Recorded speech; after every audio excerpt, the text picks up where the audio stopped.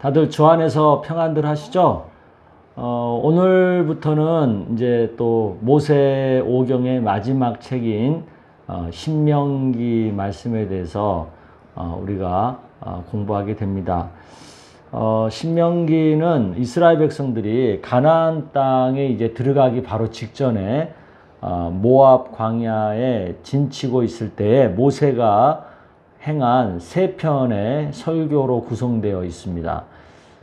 첫 번째 설교는 지난 40년 동안 광야 생활하면서 있었던 중요한 역사적 사건들을 이렇게 회상해 보면서 어떤 교훈을 전하는 내용이고요. 두 번째 설교는 시내산에서 받은 그 율법 말씀을 가지고 다시 성찰해 보는 그런 내용이고, 마지막 세 번째 설교는 하나님과 이스라엘 백성 간의 언약적 관계를 다시 한번 재확인하는 그런 내용이죠. 그래서 오늘은 모세가 행한 첫 번째 설교의 내용을 가지고 여러분과 같이 생각해 보도록 하겠습니다. 먼저 찬양 한 장 같이 하시고 말씀을 이어가도록 하겠습니다. 다 같이 찬양하겠습니다.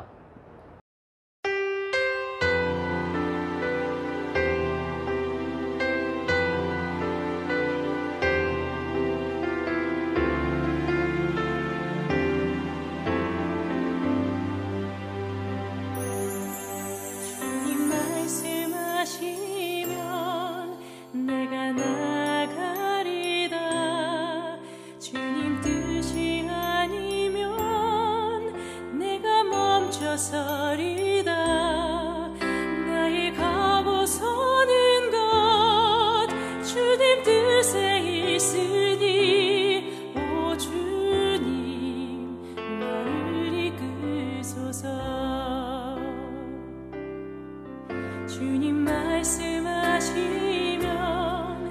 내가 나가리다. 주님 뜻이 아니면 내가 멈춰서리다. 나의 가고 서는 것 주님 뜻에 있으니 오 주님 나를 이끄소서. 뜻하신 그곳에 나의 길 원합니다. 이끄시는 대로 순종하며 살리니 연약한 내 영혼 통하여 일하소서.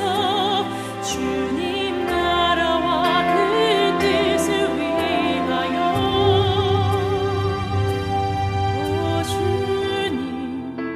나를 이끄소서.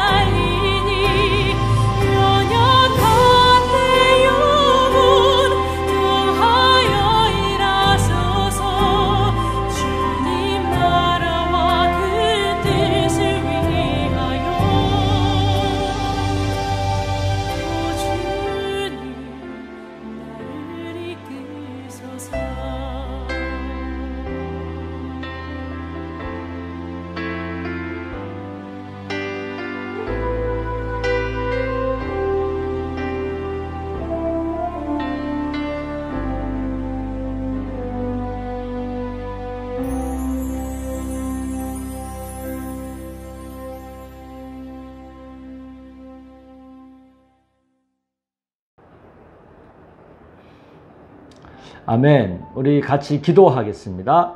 하나님 아버지 감사합니다. 오늘 신명기 말씀을 가지고 하나님의 뜻을 상고해 보려고 합니다. 모세오경의 마지막 책이고 또 모세가 가나안 땅 입성을 바로 눈앞에 두고 광야 생활 40년을 마무리하면서 이스라엘 백성들에게 피를 토하는 심정으로 간절한 마음으로 설교한 내용에 대해서 우리가 살펴보게 됩니다. 주님, 모세가 그 말씀을 전하면서 가졌던 그 간절한 마음들, 그 생생한 마음들을 우리가 느껴보게 하시고 또 신명기 말씀 속에서 우리가 밝히 깨닫고 알아야 할 하나님의 뜻을 잘 깨닫는 시간이 되게 하여 주시옵소서. 하나님 말씀을 공부하는 즐거움이 우리 안에 충만하기를 원합니다. 하나님 말씀이 송이꿀처럼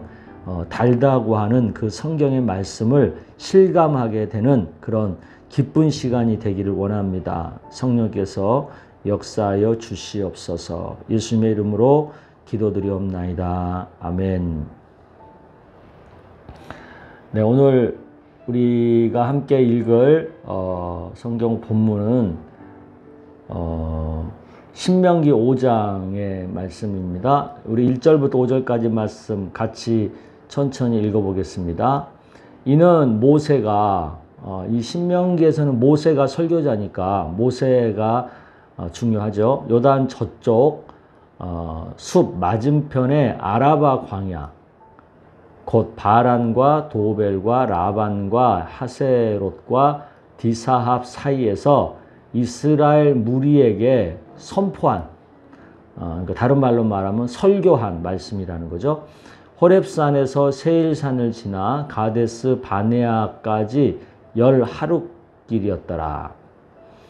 40째 해 11째 달. 그러니까 이 호렙산에서 이 가데스 바네아까지 10하루밖에 안 걸리는 그 거리인데 그것을 40째 해 11째 달이에요. 그러니까 거의 40년을 돌고 돌아서 온 거죠. 그달 첫째 날에 모세가 이스라엘 자손에게 여호와께서 그들을 위하여 자기에게 주신 명령을 다 알렸으나 그때는 모세가 헤스본에 거주하는 아모리 왕 시온을 쳐 죽이고 에드레이에서 아스다롯에 거주하는 바산 왕 아모리 왕 바산 왕 옥을 쳐 죽인 후라. 모세가 요단 저쪽 모압 땅에서 그 율법을 설명하기 시작하였더라. 그러니까 여기서 우리 지리적으로 보면 그 요단강을 기점으로 해서 그 서쪽과 동쪽으로 이제 우리가 생각을 해보면 서쪽 요단강 쪽으로 해서 서쪽은 이제 그 가나안 땅 본래의 그 땅이죠. 그 다음에 동쪽은 이제 가나안 맞은편에 있는 요단강 맞은편에 있는 땅인데 이 모압이라고 하는 땅은 바로 그 가나안 땅 맞은편에 있는 요단 건너편에 있는 가나안 땅 맞은편에 있는 땅이라는 것을 알면 됩니다. 그러니까 요단강 건너기 바로 직전의 땅이다. 그렇게 쉽게 아시면 될 것 같아요. 그 첫 번째 설교에 대한 얘기인데 이 설교하게 된 배경을 좀 우리가 보죠. 왜 설교를 하게 됐냐? 목적. 그 첫 번째 설교의 목적은 지난 역사, 그러니까 지난 40년 그 광야 생활, 광야의 그 생활 중에 있었던 그 역사 중에 중요한 사건들, 광야에 있어서 중요한 사건들을 통해서 그것을 통해서 하나님의 어떤 섭리, 뜻을 다시 한번 설명을 하는 거죠. 그래서 결과적으로 보면 하나님 뜻에 순종하면 축복을 받더라. 근데 불순종을 하니까 저주를 받더라. 하는 굉장히 어떻게 보면 단순한 그 하나님의 섭리를 다시 한번 확증해 주는 거죠. 확증. 다시 한번 그들이 경험한 걸 통해서 기억하도록 해주는 거죠. 그것이 이제 첫 번째 설교의 목적이에요. 근데 언제 이 첫 번째 설교를 했다는 거예요? 출애굽한 지 40년 11월 달. 광야 생활을 마무리할 때쯤이에요. 그러니까 BC로 따지면 1406년쯤이고 그 장소가 바란 광야라고도 하고 모압 평지라고도 불리우는 그런 곳에서 첫 번째 설교를 한 거죠. 그 설교의 내용을 간단하게 분해해 보면 첫 번째 설교의 배경을 1장 1절에서 5절까지 배경을 먼저 얘기하고 두 번째는 시내산 호렙산에서 가데스라고 하는 데까지 오는 동안에 있었던 여러 가지 사건들에 대한 얘기들을 하는 거고요. 또 가데스에서 요단 동편 정복하기까지 그 과정 속에 있었던 또 여러 가지 얘기들을 하고 그 다음에 마지막으로 이제 다시 한번 결국은 하나님 율법을 잘 지키고 사는 것이 우리가 가장 잘 살 수 있는 방법이다. 가장 좋은 좋은 방법이다. 그것을 얘기를 해주는 거예요. 자, 그러면 이제 우리가 그 시내산에서 가데스까지 오는 동안에 있었던 얘기들을 먼저 살펴보면 모세는 시내산에서 그 율법을 받은 그 규례를 얘기를 언급을 하는데 여기서 이제 그 규례를 받고 난 다음에 그들이 뭘 해야 되는지를 이제 얘기하는 거죠. 그게 6절에서 8절까지인데 한번 볼게요. 우리 하나님 여호와께서 호렙산에서 우리에게 말씀하여 이르시기를 너희가 이 산에 거주한 지 오래니 이제 방향을 돌려 행진하여 아모리 족속의 산지로 가고 그 근방 곳곳으로 가고 아라바와 산지와 평지와 네겝과 해변과 가나안 족속의 땅과 레바논과 큰 강 유브레타까지 가라. 그러니까 굉장히 갈 데가 많죠. 서쪽 끝, 동쪽 끝, 그 다음에 북쪽 끝까지 가라는 거죠. 내가 너희 조상 아브라함과 이삭과 야곱에 맹세하여 그들과 그들의 후손에게 주리라 한 그 약속의 땅, 약속의 땅이 너희 앞에 있으니 그 땅을 차지해라. 그러니까 율법을 주시고 나서 하나님께서 이스라엘 백성들에게 주신 규례가 뭐냐면 가라는 거예요. 하나님께서 약속한 그 땅을 취하기 위해서 차지하기 위해서 가라는 거죠. 가라는 거죠. 그러니까 율법을 받고 그 자리에서 여기가 좋사오니 하고 머물러 있지 말고 세상을 향해서 정복할 땅을 향해서 가라. go. 가라는 거죠. 그러니까 우리 믿는 사람들은요, 하나님의 말씀을 받고 은혜를 받고 그냥 그 자리에 머물러 여기가 좋사오니 하고 사는 사람들이 아니라 그 받은 것을 가지고 세상으로 가야 되는 거예요. 세상에 가서 그 말씀으로 세상을 또 사탄의 세계를 정복하고 우리가 그곳에 하나님의 나라를 세워야 될 사명이 있는 거죠. 이것을 모세가 이스라엘 백성들에게 강조하고 있는 겁니다. 그 다음 이제 두 번째 또 있었던 사건을 언급하는데 그게 뭐냐면 그 모세의 장인 이드로가 모세에게 제안했던 내용을 다시 한번 기억을 하고 있어요. 그 뭐 제안의 내용이 뭐예요? 혼자서 이스라엘 백성들을 다 재판하고 다 그들을 보살피는 거 어려우니까 조직을 만들어라. 행정 조직을 만들어라. 그러면서 1000명 정도를 관할하는 그 리더십, 100명을 관할하는 100부장 리더십, 50부장 리더십, 10부장 리더십 이렇게 10명, 50명, 100명, 1000명 단위로 백성들을 이렇게 조직을 해가지고 효과적으로 움직이도록 관리가 되도록 해라 하는 제안이 있었거든요. 이것을 언급을 하면서 다시 한번 모세는 이스라엘 백성들에게 이 조직에 따라서 움직여야 된다는 것을 강조하고 있죠. 예. 그러니까 어디든지 교회도 가정이도 사회도 다 조직이라는 게 있습니다. 이 조직을 우리가 무시하면 안 돼요. 그 조직에 따라서 그 조직의 그 원리에 따라서 운영 원칙에 따라서 잘 살아가는 것이 또 우리들이 해야 될 마땅한 도리거든요. 그러니까 우리 그리스도인들은 어디에선지 간에 이 조직을 잘 이렇게 협조하는, 조직 운영에 잘 협조하는 그런 삶을 살아야지, 자꾸 조직을 무시하고 조직의 질서를 깨트리고 조직의 질서에 반하는 행동을 일삼고 하는 것은 하나님의 뜻에 어긋난 삶이다 라는 것을 우리는 좀 기억할 필요가 있습니다. 그리고 이제 가데스 바네아의 그 유명한 정탐꾼 사건을 다시 한번 회고를 해요.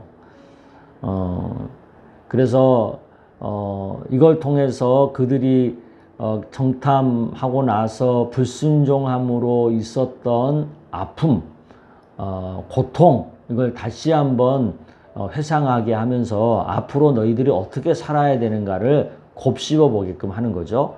34절, 37절까지 내용만 좀 볼게요.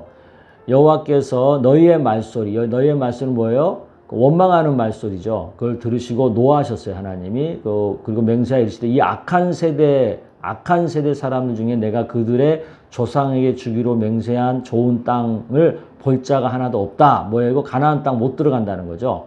오직 그 중에서 여분의 아들 갈렙만 온전히 여호와께 순종하였은즉 그는 그것을 본다. 가나안 땅에 들어간다. 그가 밟은 땅을 내가 그와 그의 자손에게 주리라. 또 37절에 보면 여호와께서 너희 때문에 내게도, 이 내게는 누구예요? 모세를 말하죠. 모세에게도 진노하사 이르시되 너도 그리로 들어가지 못하리라. 그러니까 모세도 가나안 땅에 못 들어가게 된 거죠. 근데 이것을 모세는 뭐라고 말하는 거예요? 너희들 때문에 나도 똑같다, 이런 뜻이에요. 그러니까 너희들이 원망하고 불평하는 바람에 나까지도 못 가게 됐다. 은연중에 약간 속에 있는 감정을 이렇게 표현하는 게 아닌가 싶기도 해요. 아무튼 이 가데스 바네아 정탐꾼의 사건으로 인해서 가나안 땅에 못 들어가고 40년 동안 광야에서 방황했다는 이 아픈 기억들을 이들은 잊지 말아야 되는 거죠. 그리고 이제 그 가데스에서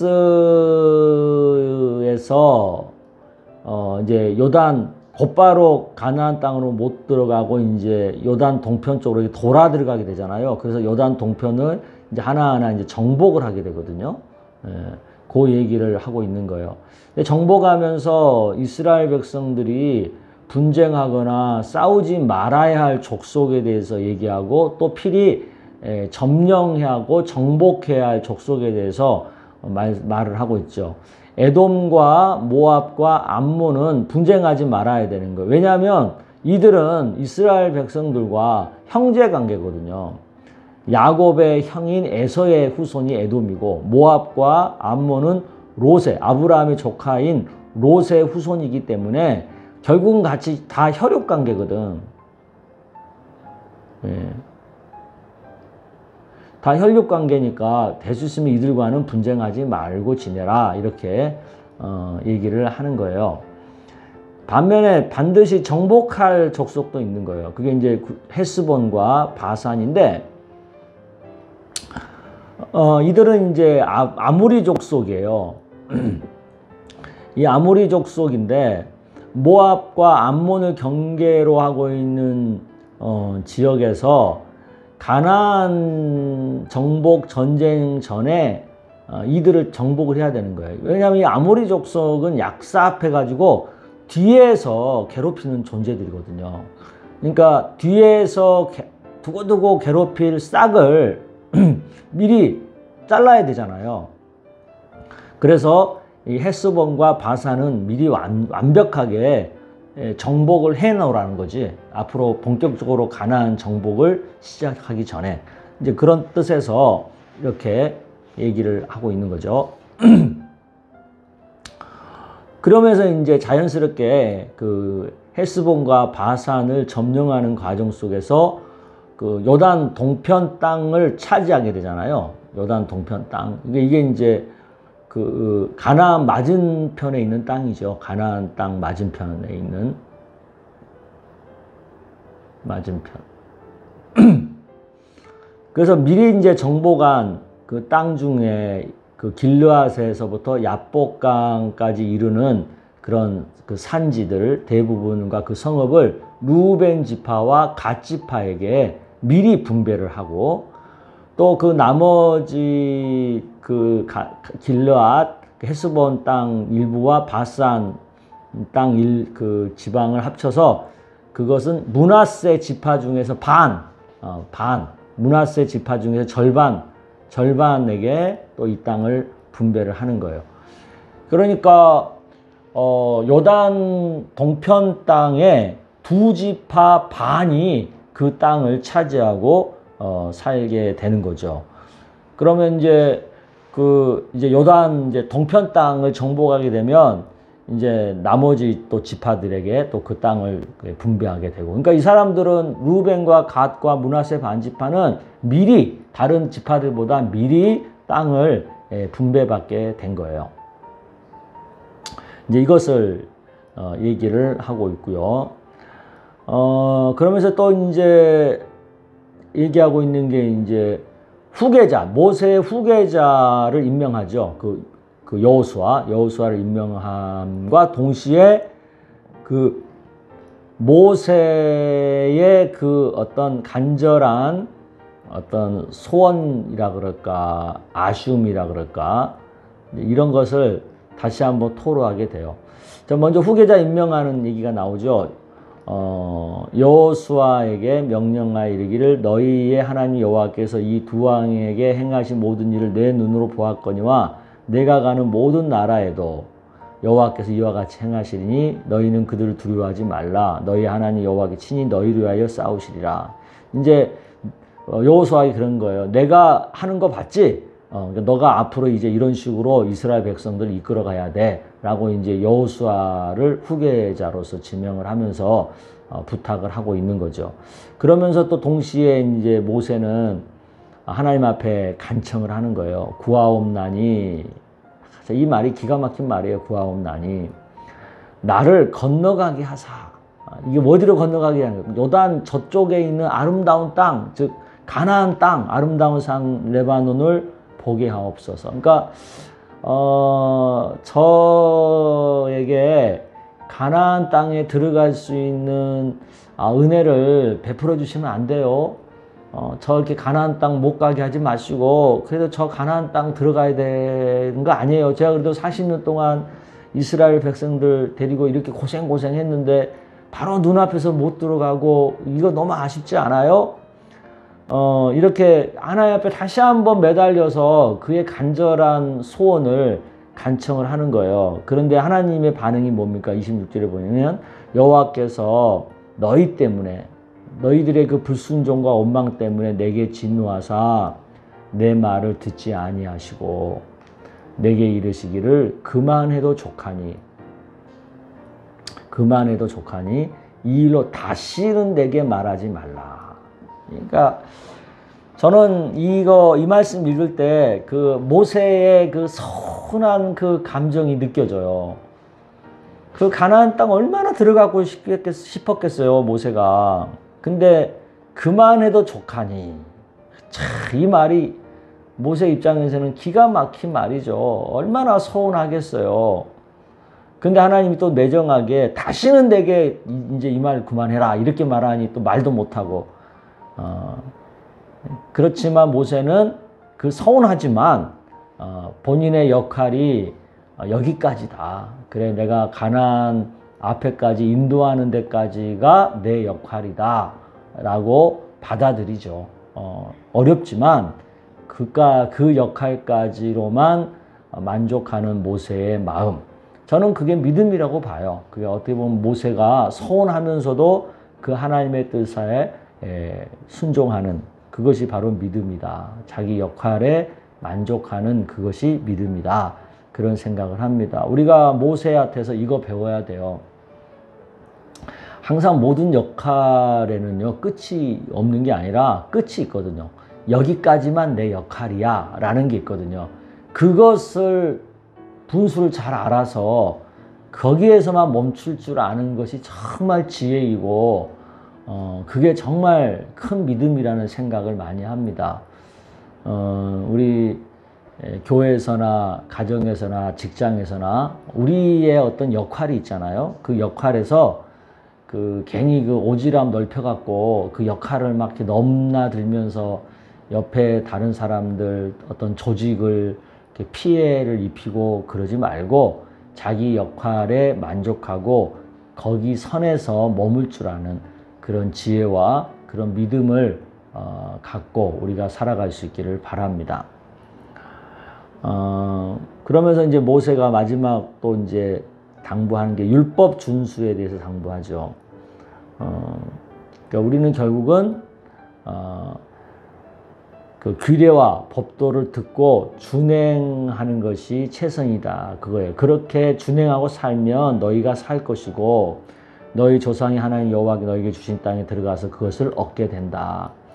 그러니까 이런 상황에서 평안하게 사는 그 가장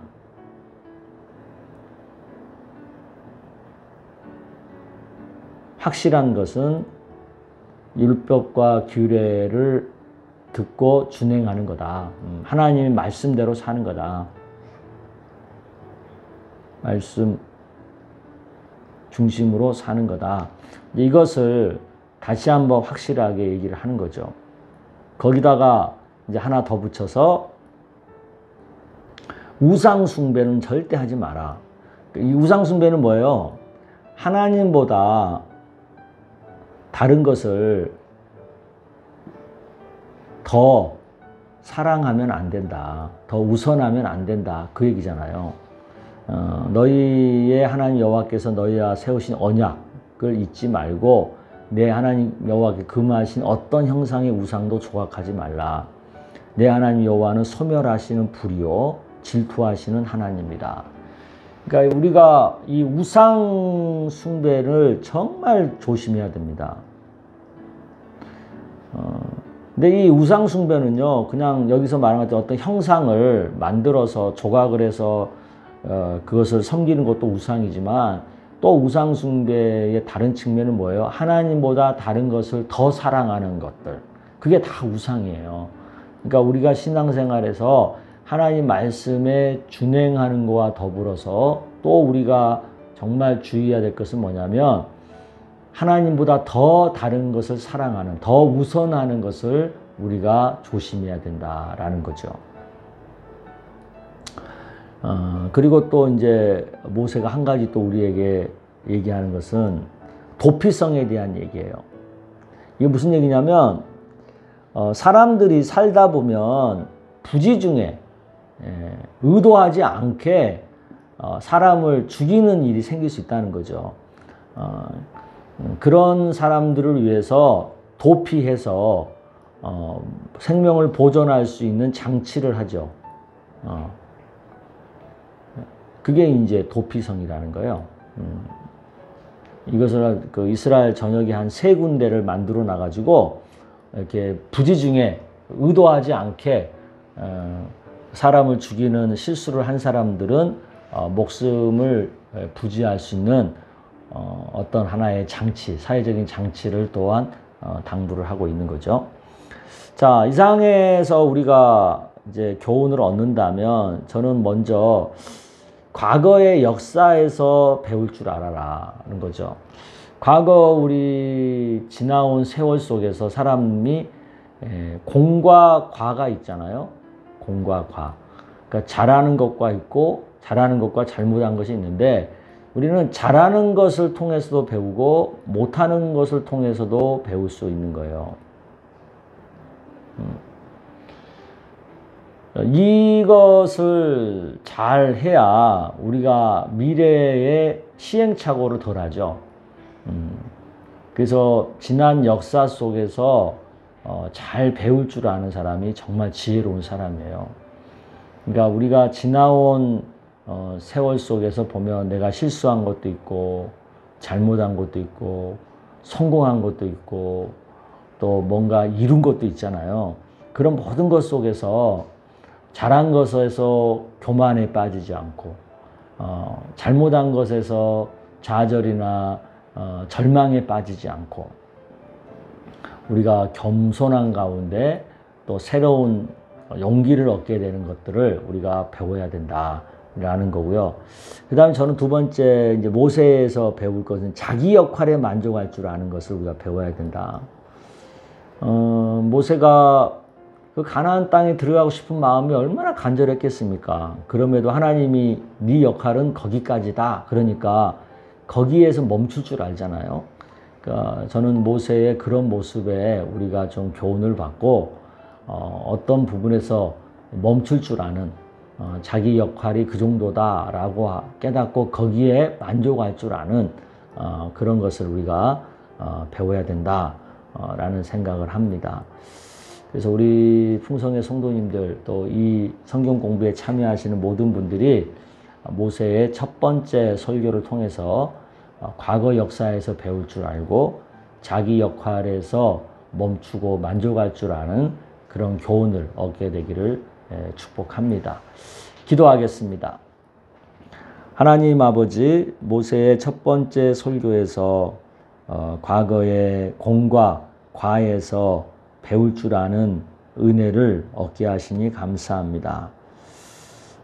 지난날의 우리 삶 속에 공과 가가 있습니다. 우리가 그것에서 교만에 빠지지 않고 또 절망에 빠지지 않고 하나님의 뜻과 또 앞으로 우리가 살아가는 데 있어서 더 합당한 하나님의 은혜를 깨닫는 그런 배움이 우리 가운데 있기를 원합니다. 또한 자기 역할에 만족할 줄 아는 모세를 보면서 우리들도 우리의 주어진 역할에 어디에서나 만족할 줄 알고 그칠 줄 아는 그런 지혜와 그런 믿음을 본받기를 원합니다. 이 역할을 잘 헤아리지 못해서 우리가 실수하거나 남에게 해로움을 끼칠 때가 많은데 우리가 이것을 잘 깨닫고 역할에 만족할 줄 아는 지혜로 저희들을 채워 주시옵소서. 예수님의 이름으로 기도드리옵나이다. 아멘. 네, 감사합니다. 이제 다음 시간에는 우리가 두 번째 모세의 설교에 대해서 말씀을 나눌 텐데요. 신명기 4장에서부터 16장까지가 그 얘기니까 한번 미리 읽어 오시면 유익하리라고 생각이 듭니다. 다들 한 주간 또 평안하시고 주 안에서 승리하는 삶이 되기를 주의 이름으로 축복합니다. 감사합니다.